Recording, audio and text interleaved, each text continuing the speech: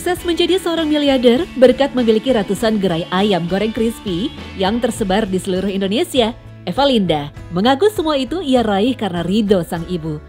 Eva jatuh bangun serta penderitaan selama membangun usahanya ia jalani karena kekuatan sang ibu. Keinginan sang ibu yang ingin bersujud di depan Ka'bah menjadi booster yang selalu melejit dirinya bangkit dari keterpurukan. Dan memang Eva merintis usaha ayam crispy-nya benar-benar dari nol, dengan melewati proses hidup yang panjang dan menyedihkan. Wah, perjuangannya luar biasa, Mas. Kami dulu pakai gerobak, satu gerobak itu yang pertama sekali kami buka itu di Kampung Kandang, Cilandak. Pernah, Mas, lagi hujan-hujan deras, kami udah tutup nih, mau membawa gerobak itu ke penitipannya, itu rodanya copot. Kebayangkan, udah capek, malam hujan, rodanya copot.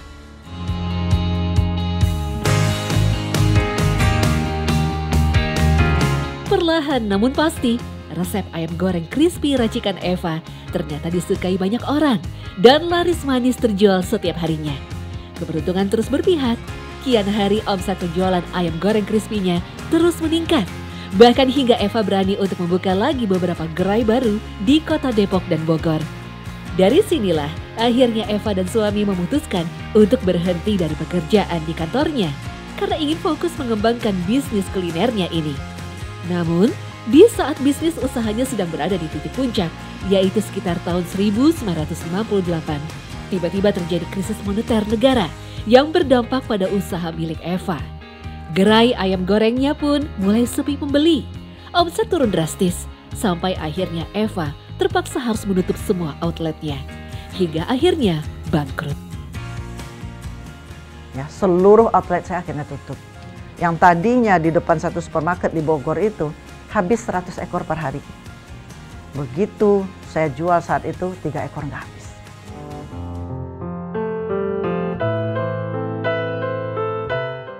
Disinilah titik terendah yang harus dialami Eva dan keluarganya. Tak hanya usahanya yang gulung tikar saja, namun Eva dan suami juga harus menanggung beban hutang hingga puluhan juta rupiah. Berbagai usaha lain pun sudah dicoba dikerjakan, namun semuanya gagal. Dan itu betul-betul dari yang drastisnya, Mas. Waktu kita lagi banyak-banyaknya ayam sebelum Krismon itu, orang beli ati rempelak gitu, cekernya kita gratisin sak kantong. Tapi kebayang nggak, begitu krisis itu, anak saya merengek minta beli ceker ayam, saya nggak beli, Mas. Yang penting kita bisa makan. Dan tidak jarang, makan pagi, apa yang mau dimakan siang, belum tahu. Di puncak keterpurukannya, pertolongan Allah pun datang. Suatu ketika, Eva bertemu dengan seorang pedagang ayam yang bersedia bekerja sama untuk kembali membuka usaha ayam goreng crispy.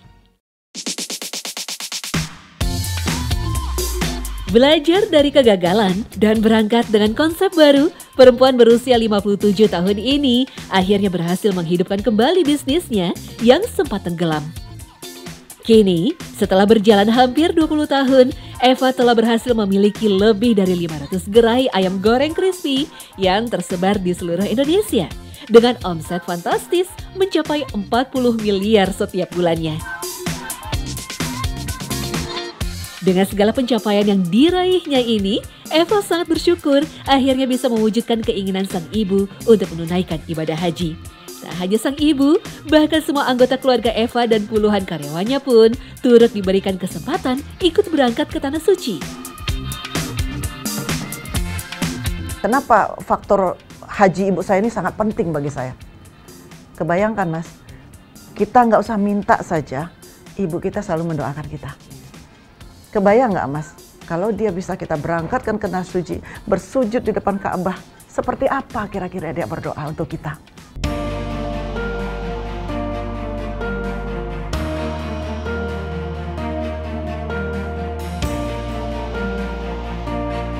Rasul Shallallahu Alaihi Wasallam bersabda, ridha Allah tergantung ridho orang tuanya, dan murka Allah tergantung kemurkaan kedua orang tua. Hadis riwayat Tabrani. Rasa sayang dan ketulusan Eva kepada ibunya kini juga terbalas oleh ketiga anak-anaknya yang juga sangat menyayangi dan bangga kepada dirinya. Ada satu hal yang sebenarnya yang diajarkan sama ibu saya, sama bapak saya adalah mau sesusah apapun tetap harus ngebantu orang.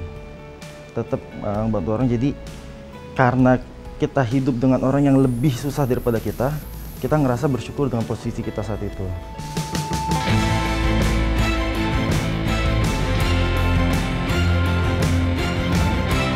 Begitu besar peran orang tua, tak hanya menjadi penyebab kelahiran kita, bahkan menjadi kunci sukses bagi anak-anaknya, sukses di dunia dan akhiratnya.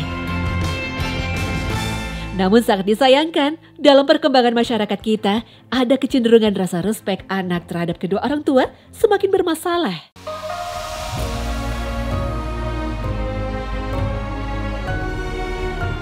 Anak sudah mulai tidak mau mendengarkan nasihat orang tuanya, bahkan sudah banyak yang berani menyakitinya.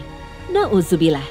Bisa dibayangkan jika kenyataan ini merajalela di dalam masyarakat, dikhawatirkan akan turun azab Tuhan secara masif. Rasulullah pernah bersabda, salah satu tanda-tanda hari kiamat kecil sebelum nanti datangnya tanda-tanda besar ialah para orang tua melahirkan raja atau ratunya. Artinya, orang tua akan melahirkan pemaksa dan teror yang akan menyiksa dirinya.